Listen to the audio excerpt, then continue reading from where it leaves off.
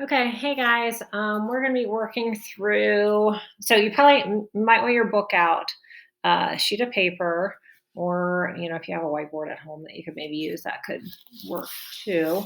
But we're going to be working through section 8.1.3. Okay, so you might want to start by just on your sheet of paper going ahead and writing that. Okay, so hopefully you did the Go Formative number 77 and checked really problem number 24 in your book. That's what I put in there. So to see if you could factor those things using the method that we learned in class on Wednesday. Okay. What I'm going to show you how to do today is kind of use this pattern to help with some special cases, which is sort of like the focus of this lesson. All right, so hopefully you know that the general form of a quadratic are ax squared plus bx plus c. What you've been doing when you've been factoring, you've been making your generic rectangle, okay, and making your diamond problem, okay, and realizing, oh, the ax squared pretty much goes down here, okay, the c over here, oops, okay, and remember we saw the pattern that product right here, that ax squared times c would have to equal that same product over here. And this middle term down would be our bx that we put down here. So this kind of slides down here, this product right here. And that basically these two sides then are whatever multiplies to give you that and then adds to give you that. So you fill those back in and then figure out the sides. Because ultimately what you're trying to do is factor this and change this standard form equation into a product of two things. So you end up putting equals and then have it what it factors into. Okay. All right. So we're going to look at a couple special cases of that and sort of figure out what to do with it. Okay. So I want you to go ahead and take on your paper and write 9x squared minus 4. Okay. And then go ahead and make your generic rectangle and your diamond and see if you can figure out how to factor this. It looks a little different than that ax squared plus bx plus c that we just talked about. Something's missing. Can you figure out how to factor it anyway?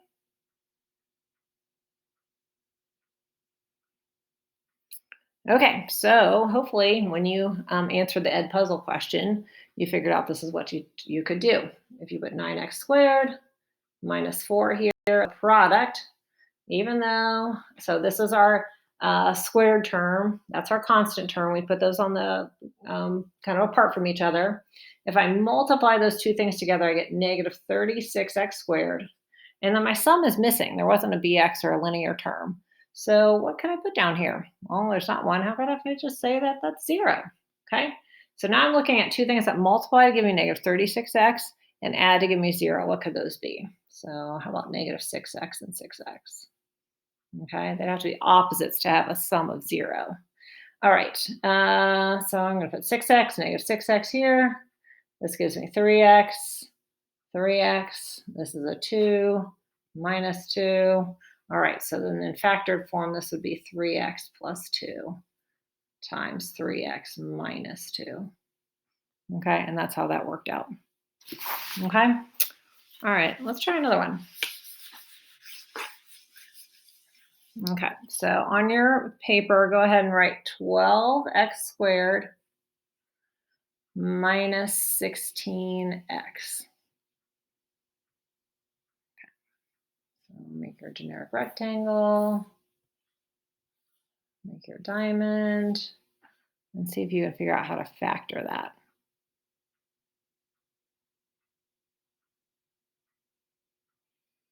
Okay, what did you think? Okay, I know the 12x squared goes here. There's not a constant term. There's no c value. Maybe I should just put 0 here. All right, what's the product of those two things going to be? Well, it's got to be 0. What's the sum going to be, though? Negative 16x. So I need two things that multiply to give me 0, but add to give me negative 16x. That would have to be 0 and negative 16x. So I'm going to go back here and kind of fill in those two parts. Okay, what common factors do they have? Looks like they've got 4x in common. So 3x minus 4. All right, so did you write it factoring into 4x times 3x minus 4? Huh. Did you think, hey, I probably could have done that without all of this stuff? If there's no constant term here, you might just want to look to see if there's a greatest common factor. Okay, kind of like we did on the homework the other day. So the greatest common factor, 12x squared, and minus 16x would be 4x. So you could have just really used just the distributive property, the basic form of the distributive property, maybe to write this in factored form without going through all this. Okay, but still going through this method seems to work. Okay, let's go and try this one. Okay, how about if we have 3 plus 8 x squared, or sorry, k squared minus 10k. Okay, try and see if you can factor that.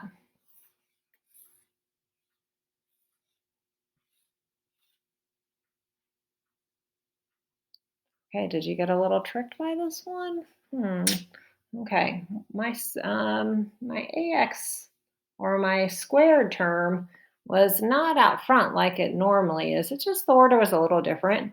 So I'm going to go ahead and still not get too full by that and put that here.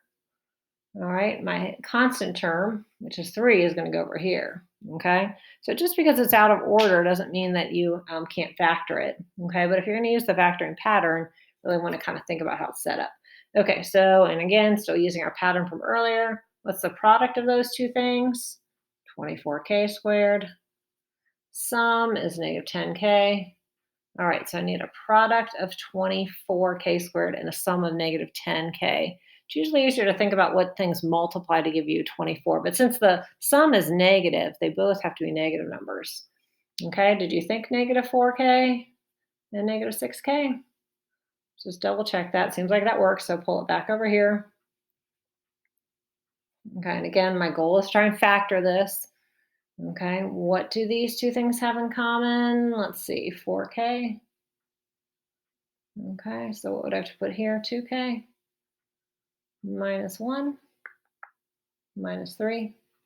Okay, so in factored form, this would equal 4k minus 3 times 2k minus 1. Okay, there we go.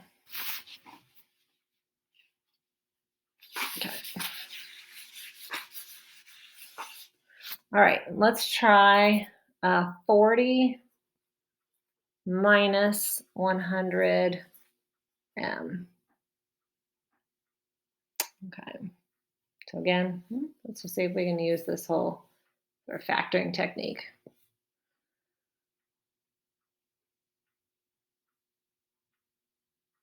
Okay, squared term goes here. Oh, there's no squared term. Constant term here. Okay, so I didn't have any squared terms, so I'm just going to say 0. I can maybe even do 0m squared if I wanted to. Okay, so product is going to be 0. Sum is going to be negative 100m. Oops. Negative 100m. Okay, 0 here, negative 100m here.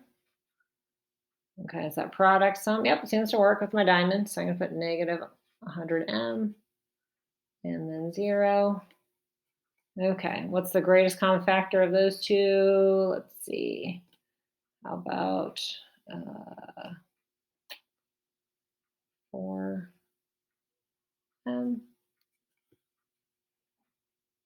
Oh goodness, ding dong. 20. Let's try that. So 20m. So I'm going to put negative 5. Oh.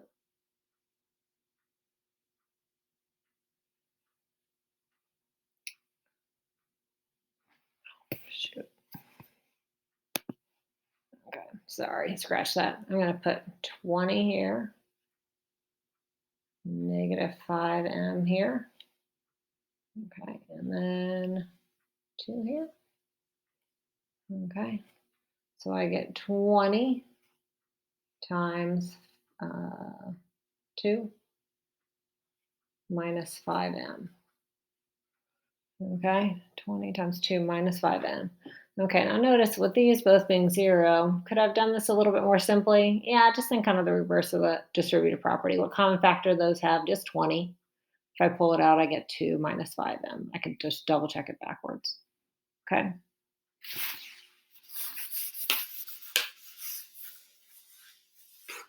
Okay, let's go ahead and take a look at this one. 4x squared minus 10x minus 6. Okay, so you can get this one factored.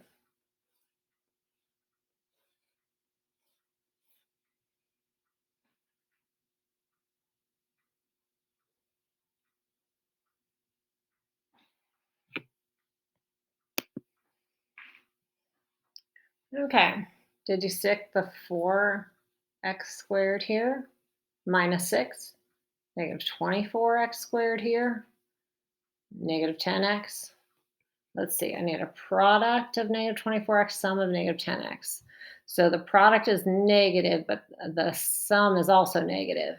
Okay, so that means one of the numbers has to be negative, one has to be positive. Okay, so how about, did you try negative 12x and 2x? Negative 12x and 2x.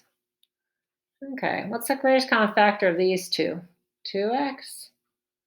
Okay, how about this? 2x. So minus 6. Okay, and let's see, 1 here. Okay, did you get it to factor into 2x plus 1 times 2x minus 6? Did all of you do it that way?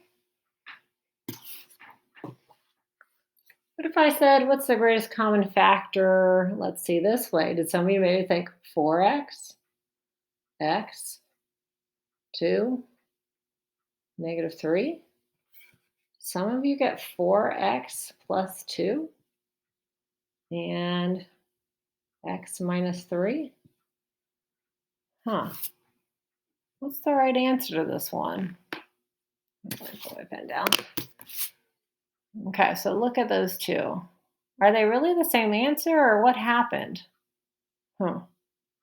Okay, so I'll probably let you put a little note, see if you can think about what happened.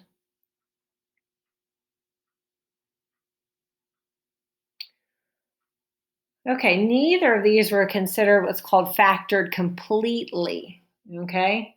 If you notice the original quadratic that we had, 4x squared minus 10x minus 6, they all have kind of a factor in common already. Do you know what it is?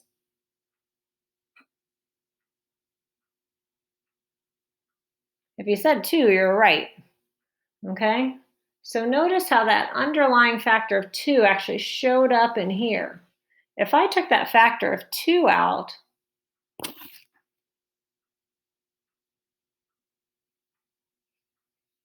this would become 2 plus 1. Wait, where is that lurking factor of 2 in here? Does this have a common factor? Nope, but this one sure does. What if I took that common factor of 2 out?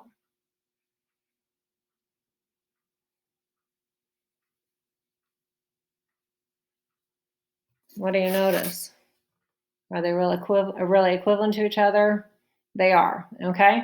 So if one of your factors has a common factor still in it, it's not considered to be completely factored. Completely factored. Okay, and that'll often happen if your original quadratic has a common factor to begin with before you start the factoring process.